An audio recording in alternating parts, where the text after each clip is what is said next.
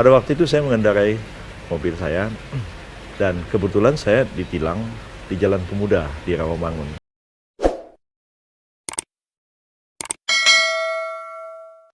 Assalamualaikum warahmatullahi wabarakatuh. Pemirsa dimanapun Anda berada, salam sejahtera.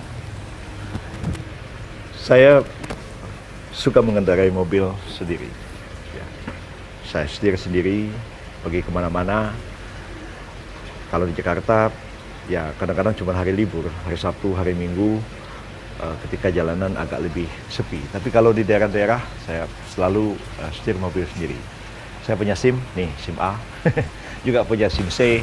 Saya kadang-kadang mengendarai sepeda motor di daerah-daerah.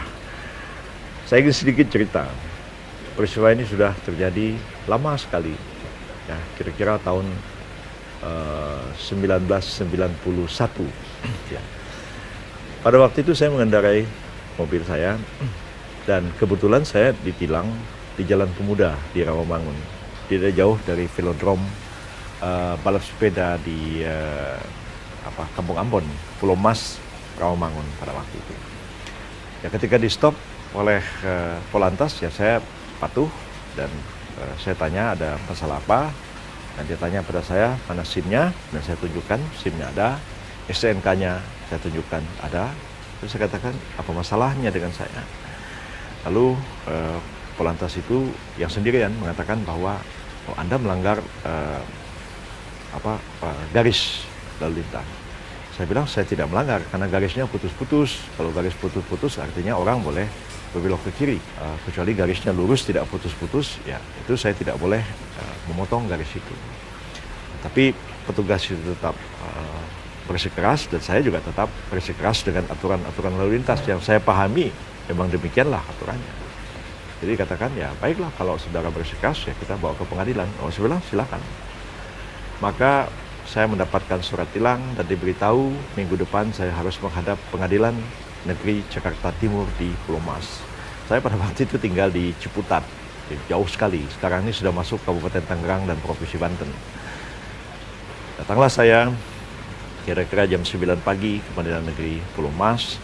Banyak sekali orang di situ mau menghadiri sidang tilang. Rata-rata itu orang biasalah, banyak sekali supir angkot, supir kendaraan umum yang lain, yang juga menunggu ditilang. Tapi tunggu itu sampai jam 1 siang, itu belum juga sidangnya dimulai. Banyak orang mulai gelisah, dan ada beberapa calo juga di situ mengatakan, Pak, ngapain nunggu lama-lama? Bapak bayar aja 50.000, selesai, SIM Bapak dikembaliin. Saya bilang, nggak apa-apalah, saya mau ikuti sidang tilangnya seperti apa.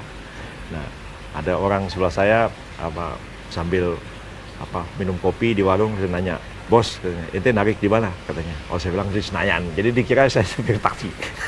Ketawa aja. Jadi ngobrol semua begitu ya. Akhirnya sudah kira-kira jam 2 ya, sidang dimulai dan saya pun dipanggil ke depan. Panggil, ditanya sama hakim, Anda ngaku salah? Saya bilang enggak, saya merasa enggak salah. Oh kalau Anda enggak ngaku salah, ini bisa bertele-tele, ya nggak apa-apa, saya bilang, ikutin aja. Oh kalau gitu polisinya harus dipanggil, ya silakan saya bilang. Kalau gitu sidang ditunda, tunda minggu depan. Jadi, waduh, tunda lagi minggu depan, saya datang lagi. Biasa, jam 9 sidangnya mulai kira-kira jam 2 itu. Berjam-jam duduk di pengadilan. Pada waktu itu, polisinya dihadirkan. Polisinya 2 orang. Terus saya bilang, waktu itu yang nilang saya cuma 1 polisinya, kok sekarang jadi 2, bagaimana ceritanya? Dan dua-duanya mempertahankan bahwa saya melanggar aturan lalu lintas. Nah, Pak Hakim mengatakan ngaku salah. Kalau ngaku salah, Anda bayar denda berapa begitu, mungkin cuma Rp30.000 apa begitulah. Nah, setelah itu selesai. Tapi saya mengatakan saya tidak terima. Ya, saya merasa tidak salah. Kalau begitu, saya bilang, kalau diputus saya bersalah, maka saya akan mengajukan kasasi ke Mahkamah Agung. Nah, hakimnya kaget, ya, kaget karena dikira saya waktu itu belum banyak orang kenal seperti sekarang ya. Dia nggak tahu juga siapa, lihat namanya, dosen ya, bilang, iya, dosen Fakultas Hukum UI. Maka saya pun datanglah ke Panitera dan membuat akta banding. Jadi saya menyatakan banding dan saya diberi waktu 2 minggu untuk membuat banding, memori kasasi ke Mahkamah Agung. Saya pulang terpaksalah harus membuat memori kasasi ke Mahkamah Agung atas putusan Pengadilan Tilang Kota Timur. Sebab putusan pengadilan perkara ringan begitu, tindak pidana ringan, tipiring itu tidak bisa dibanding, hanya bisa dikasasi ke Mahkamah Agung.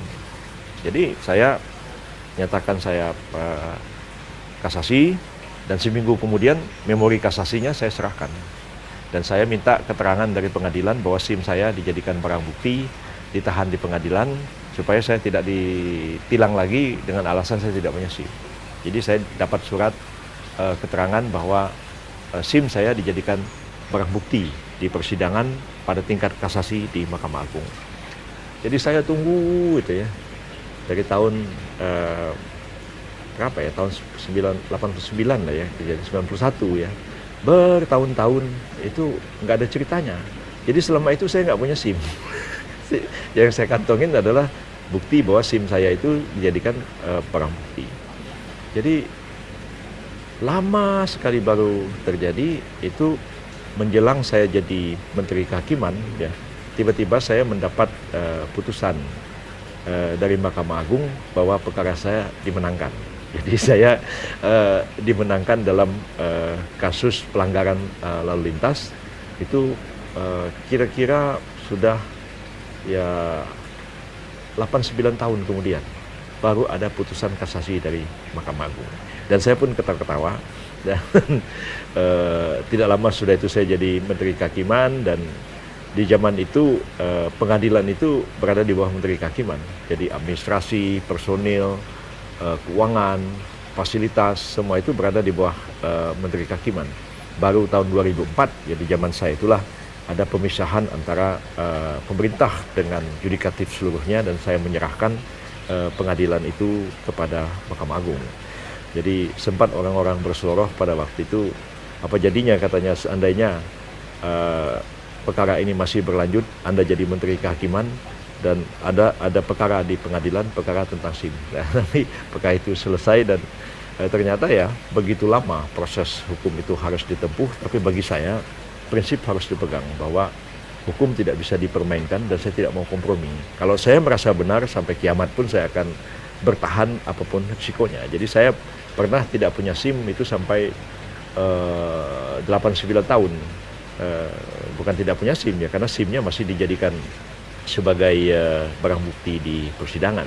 Nah, banyak orang mengatakan Anda ini cari-cari masalah aja, buang-buang waktu, buang-buang energi, harus membuat memori kasasi segala macam. Tapi saya pikir semua itu memang harus kita tempuh supaya hukum itu betul-betul kita patuhi.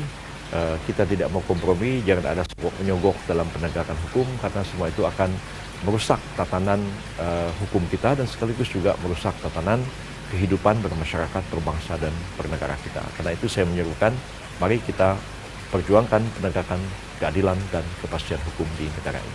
Terima kasih. Assalamualaikum warahmatullahi wabarakatuh.